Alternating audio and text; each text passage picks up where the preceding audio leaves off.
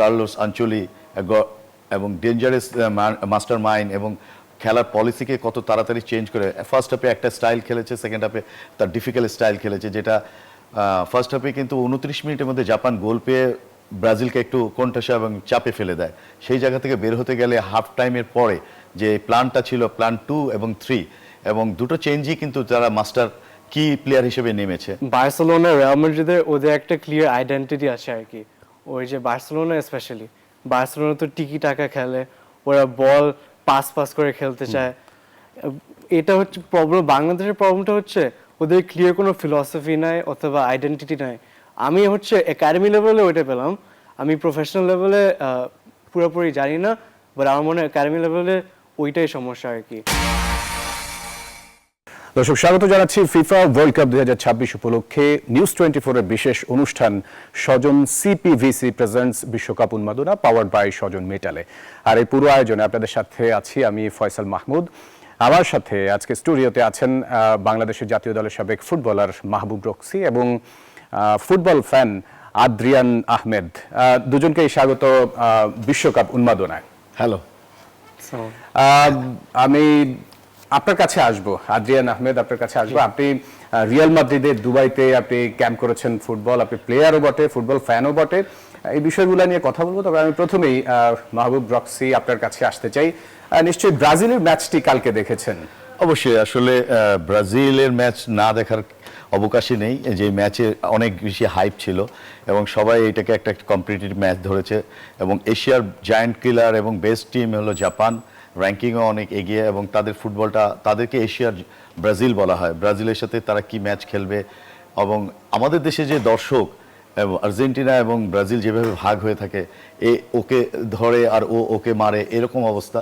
তো সেই জায়গাতে আসলে এই ম্যাচটাকে নিয়ে অনেক বেশি সমালোচনা হয়েছে। সেটাই আলোচনার মাধ্যমে ব্রাজিল তার যে সতীর্থ টিম এবং যে ব্রাজিল যে স্ট্যান্ডার্ড টিম এবং ওয়ার্ল্ড চ্যাম্পিয়ন, সে কিভাবে ডমিনেট করতে হয় তারা কিন্তু ম্যাচে এটা দেখিয়েছে। এবং সব ক্রেডিট কিন্তু টিমের থেকেও বেশি দিতে হবে তাদের নতুন যে কোচ, কার্লোস আঞ্চলি এবং ডেঞ্জারাস মাস্টার মাইন্ড এবং খেলার পলিসিকে কত তাড়াতাড়ি চেঞ্জ করে ফার্স্ট হাফে একটা স্টাইল খেলেছে, সেকেন্ড হাফে তার ডিফিকাল্ট স্টাইল খেলেছে, যেটা ফার্স্ট হাফে কিন্তু 29 মিনিটের মধ্যে জাপান গোল পেয়ে ব্রাজিলকে একটু কোণঠাসা এবং চাপে ফেলে দেয়। সেই জায়গা থেকে বের হতে গেলে হাফ টাইমের পরে যে প্ল্যানটা ছিল প্ল্যান 2 এবং 3 এবং দুটো চেঞ্জই কিন্তু যারা মাস্টার কি প্লেয়ার হিসেবে নেমেছে। আমি যদি ভুল না করি, আপনার কি মনে হয় যে ফার্স্ট হাফ যেটা ছিল, সেকেন্ড হাফে নামার পরে যেটা ছিল নিচ দিয়ে আর খেলানোর চেষ্টা করেনি ব্রাজিল, যেটা হচ্ছে জাপানের প্লেয়ারদের হাইট কম, ওইটা সুযোগকে কাজে লাগালো? হ্যাঁ, আমি সেটাই বলতে যাচ্ছি। বা ব্রাজিলের যে স্টাইলে খেলে ফার্স্ট হাফে সবসময় ডিপ মিডল অ্যান্ড সেন্ট্রাল দিয়ে তারা অ্যাটাক করছিল। আগের দুটো ম্যাচে তারা রেজাল্ট পেয়েছে 3-3 গোলে। সেখান থেকে যখন ফার্স্ট হাফে গোল কাউন্টার অ্যাটাকে খেয়ে যায় এবং যে প্ল্যান করছিল সেটা সাকসেস হচ্ছিল না, তখন ওরা প্রিভিয়াসলি অন্য পলিসি বা প্ল্যান 2-তে যায়। সেখান থেকে হলো হাইট হিটার এবং উইঙ্গার ভিনিসিয়াসও অনেক টিম মাঠকে ওয়াইড করে ওপেন করে এবং ওখানে রায়ান দুজনই, একজন লেফট এবং রাইট থেকে প্রচুর, এবং সেন্ট্রাল ফরওয়ার্ডরাও বেশি যে ক্রসগুলি করতে থাকে এবং ক্যাসিমেরো যে তার আন্ডারস্ট্যান্ডিং, সে কিন্তু ডিফেন্ডিং মিডফিল্ডার হোল্ডিং, সে কিন্তু যে স্কোর করেছে এবং গোল হলে আরো 3টা গোল হতো, 5-1 হতে পারত। দুর্দান্ত হেডে গোল করেছে। তার আগে একটা হেড জাপানের গোলকিপার বিট হওয়ার পরে ডিফেন্ডাররা গায়ে লেগে ভালোই খুবই ভালো তিনটা সেভ করেছে এবং সুজুকি না থাকলে বা সুজুকি যে পারফরমেন্স দেখেছে সেটা আসলে জাপানের জন্য অনেক ক্রেডিটেবল এবং ব্রাজিলের জন্য অনেক ডেঞ্জারাস। আপনি রায়ানের কথা বলছিলেন, রাফিনিয়ার ইনজুরির পরে সবাই দর্শক থেকে সবাই মনে করছিল যে রাফিনিয়ার জায়গাটা শূন্য স্থান আসলে পূরণ করবে কিনা, কিন্তু রায়ান ডিফারেন্ট। রাফিনিয়ার চেয়ে ডিফারেন্ট খেলেছে। রাফিনিয়ার স্টাইল, কোনো প্লেয়ারের স্টাইল কিন্তু তাদের নিজস্ব ব্যক্তি সত্তা, কিন্তু রায়ানকে যে জব দেওয়া হয়েছে এবং মাত্র 19 বছরের বয়সের ইয়াং কামার প্লেয়ার এবং দীর্ঘদেহী, ওর যে লেফট ফুট থেকে ইনসাইড কাট করার পরে যে ক্রসগুলি ফেলছিল, জেনারেট করতেছিল ক্রসগুলি, এবং এটাই তাদের জাপানের স্ট্যান্ডার্ড হাইট অনুযায়ী এটা ডেঞ্জার হচ্ছিল। এবং দুটো জায়গায় পরে, একটা হলো প্রাইম জোন, একটা হলো ডিফিকাল্ট জোন।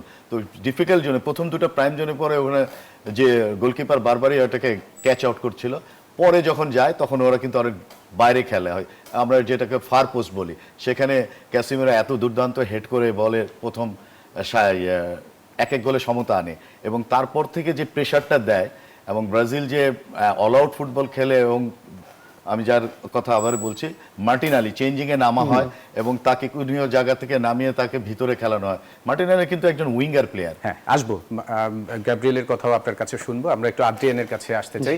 আদ্রিয়ান, আপনি যেমনটা আপনার সাথে কথা হচ্ছিল যে দুবাইতে আপনি রিয়াল মাদ্রিদের ক্যাম্পে খেলেছেন, বাংলাদেশে যখন বার্সেলোনা আসছিল তখন আপনি ওই ক্যাম্পে ছিলেন। কি মনে হচ্ছে আপনি ওই খেলা রিয়াল মাদ্রিদের যে ক্যাম্পে ছিলেন, বার্সেলোনা যে ক্যাম্পে ছিলেন, সেখানকে বাংলাদেশেও খেলে থাকেন, পার্থক্যটা কি দেখছেন? অবভিয়াসলি ডিফারেন্স হচ্ছে অনেক বড় আছে। আমার মনে হয় বার্সেলোনা রিয়াল মাদ্রিদের ওদের একটা ক্লিয়ার আইডেন্টিটি আছে আর কি। ওই যে বার্সেলোনা স্পেশালি, বার্সেলোনা তো টিকি টাকা খেলে, ওরা বল পাস করে খেলতে চায়। এটা হচ্ছে প্রবলেম। বাংলাদেশের প্রবলেমটা হচ্ছে ওদের ক্লিয়ার কোনো ফিলসফি নাই অথবা আইডেন্টিটি নাই। আমি হচ্ছে একাডেমি লেভেলে ওইটা পেলাম, আমি প্রফেশনাল লেভেলে পুরোপুরি জানি না, বাট আমার মনে হয় একাডেমি লেভেলে ওইটাই সমস্যা আর কি। একটা ক্লিয়ার আইডেন্টিটি লাগবে আর ওইটা ফলো করে আগাইতে হবে আর কি। আপনার কি এই বিষয়টাতে কি মত? হ্যাঁ, ও যেটা বলেছে এটাই বেসিক। আর আমি বসুন্ধরা কিংসের কোচ এবং আমাদের একাডেমি আছে, সেখানেও সে প্র্যাকটিস করেছে। যে কোনো একটা টিমের বা কোচদের একটা প্ল্যান থাকে এবং সেই আইডেন্টিটি চলে এবং জিনিসগুলি হয় যে আন্ডার এজের টিমগুলোকে ওই ফরমেশন থেকেই তৈরি করা হয় যে আমার টিম সিনিয়র টিমে কি খেলবে সেই জায়গায় আমার প্লেয়ার লাগবে। এখন আমি 4-4-2 খেলি, 4-4-2-3-1 খেলি, তা আমাকে প্লেয়ারগুলিকে তার জব দেওয়া হয়, তুমি এই পজিশনে খেলো, এখান থেকে তুমি ইমপ্রুভ করলে তুমি সিনিয়র টিমের ওই প্লেয়ারের পরিবর্তন খেলতে হবে। তো ওই ফিলোসফি নিয়ে আসলে বাইরের দেশের এই ট্রেনিংগুলি ওরা ওয়ার্ল্ড বসুন্ধরা কিংস কিন্তু চেষ্টা করছে বাংলাদেশের ফুটবলকে এবং বিশেষ করে পুরো স্পোর্টসকে এগিয়ে নেওয়ার জন্য। আদ্রিয়ান, কি মনে হচ্ছে, আপনি তো বসুন্ধরা কিংস খেলেছেন, কি মনে হচ্ছে আমাদের ফুটবলটা আসলে এগিয়ে নেওয়ার জন্য বসুন্ধরা কিংস কতটা কাজ করছে? বসুন্ধরা কিংস আসলে অনেক হেল্প করছে বাংলাদেশ ফুটবল হেল্প করে আগানোর জন্য। আমি দেখলাম ওদের ফ্যাসিলিটি সবচেয়ে ভালো। ওদের 4-5টা মাঠ আছে, একটা তো 11 সাইডও পিচ আছে। আমি আর কোথাও 11 সাইড পিচে খেলতে পারি নাই। ওদের ক্লিয়ার আর ভালো ইকুইপমেন্ট আছে, কোনস আছে, ভালো ড্রিল করায়, আর ওদের কোচগুলো অনেক ভালো। ওদের কোচ জানে কেমনে ইয়াং প্লেয়ার্সদের আগাইতে হয়, কেমনে হেল্প করতে হয় আর কেমনে নেক্সট লেভেলে নিতে আর কি। আদ্রিয়ান, আপনার সাথে কথা বলবো। মাহবুব রক্সি, আমরা একটা বিরতি দিতে হচ্ছে। এসে ব্রাজিল ম্যাচ এবং তিনটি ম্যাচ আছে, এই তিনটি ম্যাচ নিয়ে আপনার সাথে কথা বলবো। ধন্যবাদ। দর্শক, বিশ্বকাপ উন্মাদনায় সময় হলো একটা বিরতি, ফিরছি আরো খবর দিয়ে, নিশ্চয়ই সাথেই থাকবেন। বিরতির পর আবারও স্বাগত। স্বজন সিপিভিসি প্রেজেন্টস বিশ্বকাপ উন্মাদনা পাওয়ার্ড বাই স্বজন মেটালে। আমরা আলোচনা করছিলাম বিশ্বকাপ নিয়ে। মাহবুব রক্সি, আপনার কাছে যেতে চাই। ব্রাজিলের ম্যাচ নিয়ে কথা হচ্ছিল। গ্যাব্রিয়েল মার্টিনেল্লি, কিভাবে দেখছেন শেষ গোলটা একেবারে অতিরিক্ত মিনিটে? যে বলছিলাম যে আসলে ব্রাজিলের ম্যাচে টিভেন্টাস সব কোয়ালিটি এবং এর আগে ভিনিসিয়াস একচেটিয়া যে ম্যাচ উইনিং প্লেয়ার থেকে সেটা তার কারিশমা দেখিয়েছে এবং টিমের যে কম্বিনেশন অলওয়েজ চেঞ্জ করে। এখানে মাস্টার মাইন্ড কোচকে সবসময় ক্রেডিট দিতে হবে। আঞ্চলিক কিন্তু দুইটা কি প্লেয়ার নেমেছে, প্রথমে নামছে হ্যান্ড্রিককে, পরে নেমেছে মার্টিনালি। এবং মার্টিনালি কিন্তু একজন উইঙ্গার প্লেয়ার, আর্সেনালের শেষে উইং থেকে খেলে, কিন্তু কালকে ফ্রি নাম্বার 10 পজিশনে খেলানো হয়। এবং হাইটের জন্য যে ক্রস জেনারেট করলে হাইটওয়ালা প্লেয়ার হেডে যেতে হবে, বক্সের বাইরে থেকে ফিট করতে হবে, কিন্তু সেই ক্রেডিটটা কিন্তু দেওয়া যায়। এবং কালকের বেস্ট প্লেয়ার হিসাবে ধরা হয় ব্রুনো গোমেজেস। এত ভালো অ্যাসিস্ট করেছে, দুইবার বলকে ব্লক করার পরও সে শুটিং দেখে আস্তে করে ব্রাজিলের সবচেয়ে বেশি 6টা অ্যাসিস্ট আছে। সে ওকে আস্তে করে শর্ট পাসে ছেড়ে দেয় এবং মার্টিনালি গোলকিপারের পজিশন দেখে তার রাইট ফুটে সেই টাচ করে এবং গোলকিপারের ক্রেডিট দেওয়া। নেইমারকে একাদশে না রাখা, না নামানোর বিষয় এখন পর্যন্ত যা দেখেছি সেখানে নেইমারের এই টেম্পোর মধ্যে এত ফেজ, এত স্পিডে খেলতে পারছে না, তার এই ফিটনেস এখনো আসেনি। তাই জন্য কোচ তাকে কি প্লেয়ার হিসেবে এবং আইডিয়াল অনেক বেশি ফোকাস, অন্যরা অন্যভাবে চিন্তা করে। তা আঞ্চলিতে আসলে বি প্রফেশনাল, সে কিন্তু বারবার প্র্যাকটিসও করিয়েছে, মনে করেছে নামবে। এখানে আসলে মানে টিমের যে সিম্পেথি বা দেখার কোনো না, এখানে বি প্রফেশনাল, এই জন্য মার্টিনালি এবং হ্যানরিকে এসেছে। আসবো আপনার কাছে, আদ্রিয়ানের কাছে আসতেছে। আদ্রিয়ান, নিশ্চয়ই আর্জেন্টিনা সাপোর্টার আছে, হ্যাঁ, মেসির খেলা কেমন লাগে? জি, আমার তো মনে হয় মেসি বেস্ট। ওর খেলা আমি দেখে সবসময় একদম অবাক হয়ে যায়। আমি রাত জেগে আমি জাস্ট মেসির খেলা দেখতে ইচ্ছা করে। আমি একদম ছোটবেলা থেকে মেসিকে দেখি, আমি এখনো মেসিকে দেখছি, আমি ওইটার জন্য খুবই হ্যাপি। এমবাপ্পেকে ভালো লাগে? হ্যাঁ, এমবাপ্পে অনেক ভালো। এমবাপ্পে অনেক। পার্থক্যটা কি দেখছেন দুজনের মধ্যে? আমার মনে হচ্ছে এমবাপে অবভিয়াসলি আর একটু ইয়াং, আরো ফাস্ট, আরো পেস আছে, কিন্তু মেসি মাইন্ডটা অনেক ভালো পাস দিতে পারে, ওর অনেক এক্সপিরিয়েন্স আছে আর কি। ওল্ড বয়সে আসলে আরো এক্সপিরিয়েন্স আসে, আরো প্লে মেকিং করতে পারে, ঠিক মতন রান করতে পারে আর কি, ওগুলাই। অনেক ধন্যবাদ আদ্রিয়ান। মাহবুব রক্সি আপনার কাছে আসতে চাই, আজকে বিগ একটি ম্যাচ আছে ফ্রান্স এবং সুইডেনের, কি মনে হচ্ছে কাকে এগিয়ে রাখবেন? না, আমি অবভিয়াসলি এইবারে যে 4টা টিম যদি ধরি তাহলে সেখানে আমি ফ্রান্সকে রাখছি, এবং ফ্রান্স সেমিফাইনাল তো খেলবে, ওখানে ওদের যে পারফরমেন্স এবং টিমের যে ডেপথ, ডেম্বেলের কথা বলতে পারেন। হ্যাঁ, সাথে এখন সবাই আগে চিন্তা করেছে এমবাপে, এখন কিন্তু ডেম্বেলে প্রমাণ করেছে এক ম্যাচে নেমেই সে গোল পাচ্ছিল না, লাস্ট 30 মিনিটে মনে হয় হ্যাটট্রিক করেছে। এবং যেটা সেকেন্ড হাইয়েস্ট কুইকেস্ট আর কি, তাড়াতাড়ির মধ্যে যে গোল হয় সেই 3, 7, 20 এবং 32 মিনিটে গোল করেছে। হ্যাঁ। এবং ডেম্বেলে এবং এখন হলো এমবাপে, সাথে অলিসো, সাথে দুয়ে, সাথে কামাবি, বেস্ট প্লেয়ার আছে ওদের। তো এই জায়গায় আসলে ফ্রান্সকে অনেকভাবে এগিয়ে রেখেছে। আর ম্যাচ হলো সুইডেনও ইংলিশ টিম, ওরা একই প্যাটার্নে খেলে, ম্যাচটা ভালোই হবে, কিন্তু এখানে অবভিয়াসলি ফ্রান্স এই ম্যাচ বের হয়ে যাবে। ওকে, আরো কয়েকটি ম্যাচ রয়েছে, আজ রাত 11টায় নরওয়ে এবং আইভরি কোস্ট।